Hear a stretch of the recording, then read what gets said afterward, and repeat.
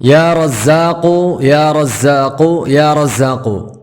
এই আমলটি 11 বার পরে পানির মধ্যে ফু দিলে কি হয় অধিকাংশ মানুষ জানে না। এই আমলটি করলে পানির মধ্যে ফু দিলে কি হয় অধিকাংশ মানুষ জানেন না।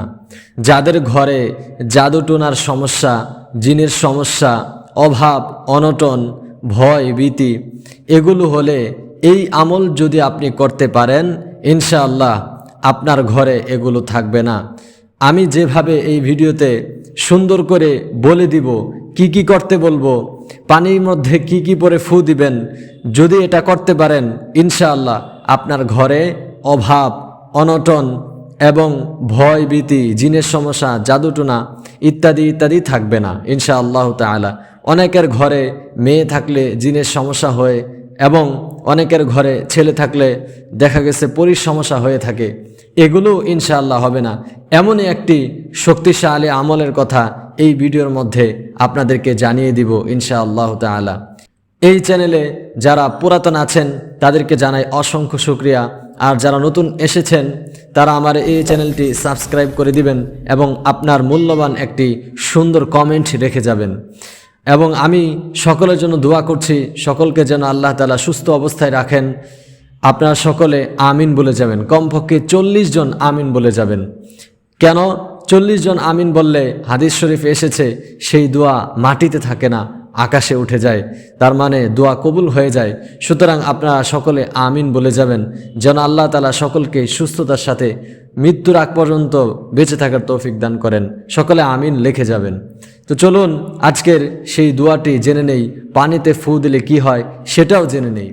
আপনি এই আমল করার জন্য আপনাকে সর্বপ্রথম পবিত্রতা অর্জন করতে হবে। পবিত্রতা অর্জন করে শরীরটাকে পাক সাফ করে আপনি পবিত্র একটা বিছানায় বসবেন। বিছানায় বসে একটি সুন্দর কাচের গ্লাস, যে গ্লাসে কোনো ময়লা নেই এমন একটি কাচের গ্লাস হাতে নেবেন ভর্তি পানি অবস্থায়। ভর্তি পানি অবস্থায় কাচের গ্লাসটি আপনার সামনে নিয়ে 3 বার ইস্তেগফার পাঠ করবেন।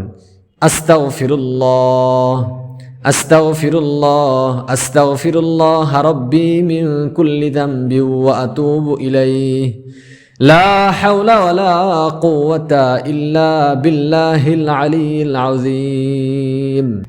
এরপর আপনি 3 বার দুরূদ শরীফ পাঠ করবেন। দুরূদ শরীফ দুরূদ ইব্রাহিম, যেটা বড় দুরূদ শরীফ আমরা নামাজের মধ্যে পড়ে থাকি সেটা। আল্লাহুম্মা সাল্লি আলা মুহাম্মাদিন ওয়া আলা আলি মুহাম্মাদ কামা সাল্লাইতা আলা ইব্রাহিম ওয়া আলা আলি ইব্রাহিম ইন্নাকা হামিদুম মাজিদ। আল্লাহুম্মা বারিক আলা মুহাম্মাদিন ওয়া আলা আলি মুহাম্মাদ কামা বারাকতা আলা ইব্রাহিম ওয়া আলা আলি ইব্রাহিম ইন্নাকা হামিদুম মাজিদ। এই দুরূদ শরীফটা মনের ভিতরে ভালোবাসা মোহাব্বত নিয়ে, আল্লাহ তাআলাকে ভালোবাসি এমন মনোভাব নিয়ে এবং রাসূলুল্লাহ সাল্লাল্লাহু আলাইহি ওয়াসাল্লামকে ভালোবাসি এমন মনোভাব নিয়ে আপনি দুরূদ শরীফটা 3 বার পাঠ করবেন।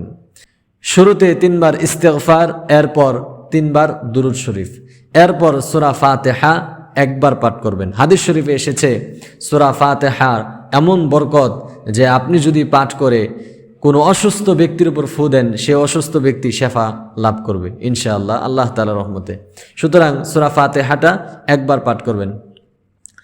আলহামদুলিল্লাহি রাব্বিল আলামিন আর রহমানির রহিম মালিকি ইয়াউমিদ্দিন ইয়্যাকা না'বুদু ওয়া ইয়্যাকা নাস্তাঈন ইহদিনাস সিরাতাল মুস্তাকিম সিরাতাল লাযীনা আন'আমতা আলাইহিম গায়রিল মাগদুবি আলাইহিম ওয়ালাদ-দাল্লিন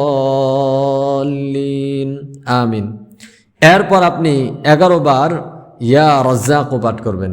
ইয়া রাজ্জাকু ইয়া রাজ্জাকু ইয়া রাজ্জাকু ইয়া রাজ্জাকু ইয়া রাজ্জাকু ইয়া রাজ্জাকু ইয়া রাজ্জাকু ইয়া রাজ্জাকু ইয়া রাজ্জাকু ইয়া রাজ্জাকু ইয়া রাজ্জাক।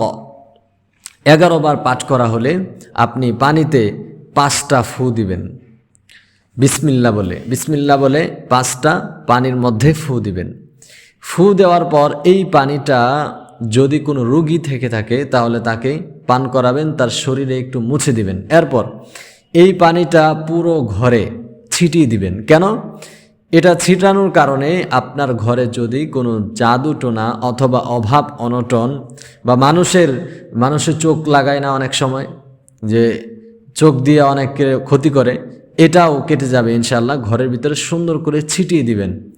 এরপর 10-15 মিনিট পরে বাহিরে উঠানে অথবা বাডেক যেটাকে বলা হয় গ্রামের ভাষায়, ওখানে আপনি ছিটিয়ে দিবেন। বিসমিল্লাহ বলে ছিটাবেন, বিসমিল্লাহ বলে ছিটাবেন। ইনশাআল্লাহ এই আমলটা মাসে 3 বার করবেন। এই আমলটা 1 মাসে 3 বার করবেন। ইনশাআল্লাহ আপনার ঘরের জিনের সমস্যা, অভাব অনটন, ভয় ভীতি এগুলো কেটে যাবে ইনশাআল্লাহ তাআলা। ভিডিওটি ভালো লাগলে সকলে শেয়ার করে দিবেন, সকলের কাছে পৌঁছিয়ে দিবেন। সকলের ভালো কামনা করে, সুস্থতা কামনা করে ভিডিও শেষ করছি। আল্লাহ হাফেজ। সকলে ভালো থাকবেন।